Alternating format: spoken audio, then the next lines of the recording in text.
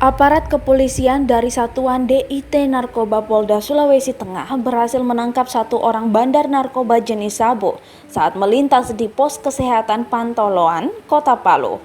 Dari tangan tersangka, aparat kepolisian mengamankan 25 kg sabu yang rencananya akan diedarkan di Palu dan sekitarnya.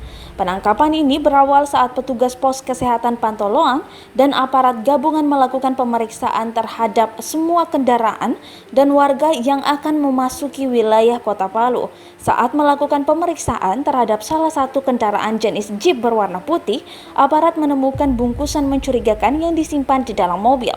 Petugas kemudian menghubungi Satuan Narkoba Polda Sulawesi Tengah untuk melakukan penggeledahan. Dari hasil penggeledahan, polisi menemukan 25 kg sabu yang dikemas dalam plastik bening yang rencananya akan diedarkan di wilayah Kota Palu dan sekitarnya. Saat ini, pelaku yang dicurigai sebagai bandar narkoba telah diamankan di Mapolda Sulteng untuk dilakukan pengembangan. Aparat kepolisian rencananya akan merilis penangkapan narkoba ini pada Selasa esok hari. Penangkapan ini merupakan yang terbesar dalam sejarah Polda Sulawesi Tengah.